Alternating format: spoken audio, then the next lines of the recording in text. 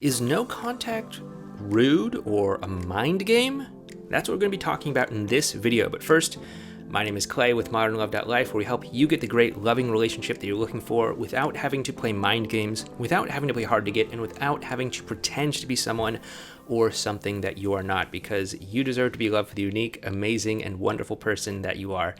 And if you agree with me, do me a favor by giving this video a thumbs up so that we can all tell YouTube collectively together that, Clay's YouTube channel is pretty cool and that they should show it to more people who could benefit from it. So help me out by smashing that thumbs up button and by subscribing to the channel down below right next to the thumbs up button so that you can get notified and get updated whenever we post new videos here.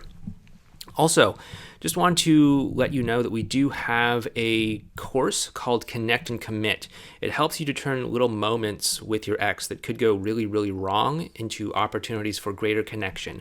It really only works in 7 specific situations, so I wouldn't recommend that you get it if one of those 7 situations doesn't apply to you, but go ahead and check it out in the link down below, and you can find out what those 7 situations are and see if it might be a good fit for you. But anyway, not going to twist your arm right now or anything, but it's down there if you want to know. But right now we're talking about the no contact rule. Is it rude? Is no contact a mind game?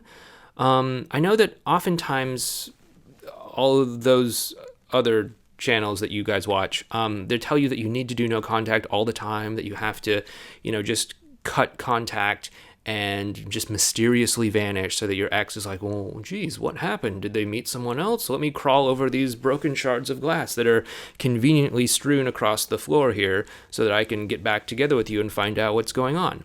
And true, in a certain respect, if that's your way of approaching no contact, that actually can be a mind game by certain people's, definition and how you look at it. As you may know, if you've watched other videos on this channel, I do not necessarily believe that you always need to do no contact. Just for full disclosure, if this is like surprising or shocking to you, or if you are new here because all of the other people hit that thumbs up button for this video and it kicked in and told the YouTube algorithm to show this video to you and you are new here for the first time, you may want to check out this video playlist up there on our take on the no contact rule, what we call active no contact. It's a little bit different than probably what you've heard out there from other channels, but check that out if you're curious. But I won't go into that too much right now, but you don't always need to do no contact. But if you do no contact, it should be something that you are intentionally doing to improve the communication and the connection that you have with your ex and to improve how you're bringing yourself to the interactions. So, it might be that you need to get out of damage control mode because you recognize that you're in damage control mode. It could be that you recognize that, hey, for whatever reason, whenever me and my ex talk, it's causing things to get worse. And so I need to obviously stop what's not working, take a step back and say, okay, what's going on? What do I need to change? Is there something that I need to correct course with here? And if so, hey, let's do it. And if you're approaching it from that perspective, then no contact doesn't have to be a mind game. It doesn't have to be something that you just sort of like rudely do to just not talk to someone anymore and, force them to contact you, force them to miss you, force them to crawl over these broken shards of, again, I don't know what it is with the broken shards of glass, but people talk about it. Story for another time. No contact can be something that you actually do cooperatively together with your ex. It doesn't have to be a mind game. It doesn't have to be rude if you frame it the right way. Like, for example, let's say you and your ex, you had a poor interaction, whatever happened. The two of you got in an argument. The two of you said some heated things and ended up saying some things that you regret.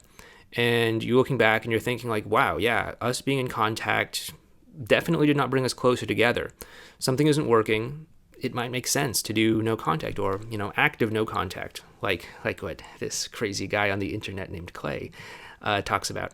And so if that's the case, then you can just simply tell your ex, hey, given how we interacted last time, I think it would make sense if we both just took a little break from being in contact for a little while. I still do value you, and I think that it'd be great to catch up in, a month or whatever. But for now, I think, at least for me, I need to take a little bit of time away. So if you don't hear from me for a while, just know that It's not because of anything that you did. It's just me. I need to work on myself. And if you actually tell your ex this or frame it that way, totally not a mind game, totally not rude at all.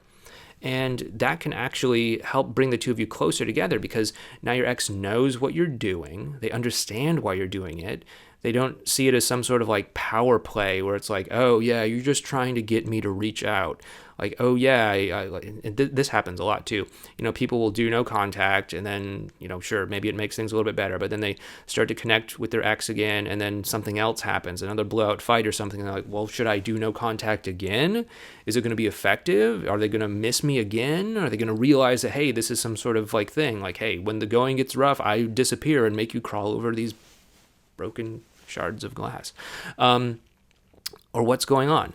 And so, true, like if you're using no contact as a mind game, as something to like force your ex to do something, then they might catch on pretty quick, after like one or two iterations. And so that is something I probably wouldn't recommend. But if it's something that you let them know that you're doing, if it's something that you inform them, and it's something that the two of you collectively do together, it doesn't have to be rude. It doesn't have to be a mind game. It can be something where it's like, hey, yeah, like that didn't feel good. That's not how I want it to be when we talk. Let's just take a time out on communicating right now. I think I have some things I need to work through. It seems like you're maybe still upset about something. Let's just take a little break for now. That's not rude. It's not a mind game. It lets them know ahead of time what's going on. It lets them know ahead of time why you're doing it. It sets the two of you up to work collectively as a team, as opposed to opponents, which is what mind games are all about, really. It's like seeing your partner or your ex as an opponent that you have to like defend yourself against. And I know that there's all these like sick, twisted, demented corners of the internet that say like, oh, men and women are fundamentally enemies and you must always like try to outgame them or something. And just, if you see your partner as an enemy, you're probably with the wrong person. Let's just put it that way, okay? But you don't have to do it that way. You don't have to see your partner as an enemy. You can actually see them as a cooperative teammate, and both of you are trying to obviously co-create something that's enjoyable.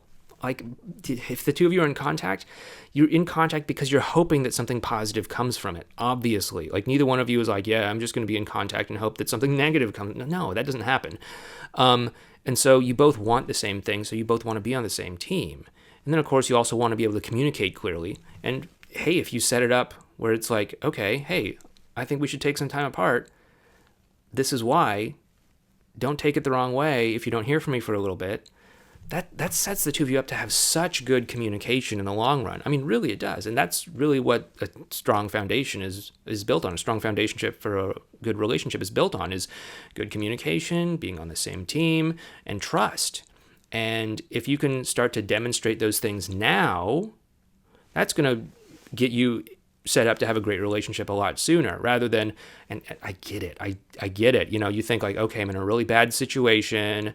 I just need to use the mind games and the reverse psychology and the playing hard to get and all the, BS stuff that you're seeing on all these other YouTube channels. I just need to do that to get back to even. And then when we're back in a relationship again, I'll do it the right way. It doesn't work that way. You got to do it the right way from the beginning. Okay. We talked about this in a recent video, but you want to do it the right way from the beginning. Build the trust up from the beginning, build the communication up from the beginning, and build the teamwork up from the beginning. And that's going to help you have a much better relationship in the long run. No contact does not need to be rude. No contact does not need to be a mind game if you do it the right way. Once again, my name is Clay. Thank you so much for watching this video. If you do like what we're doing here, it really would help me out. It would really help send a message to YouTube to help show these videos to more people that might need them or benefit from them. If you would hit that thumbs up button and subscribe to the channel down below, it really does help. Also, if you want to learn more about that Connect and Commit course, you can find info on that down below. Again, only sign up if you fall into one of those 7 situations. Otherwise, it's not going to help you. But if you are in one of those 7 situations, it'll probably help you a lot. And also, if you do want to learn more about our take on the no contact rule, please feel free to check out this video series over here. More on that there. or you might benefit from this video right here. Thank you so much for watching, by the way. Thank you for spending a little bit of your day with me. I hope this has been helpful, and please take care out there. I'll talk to you in the next video.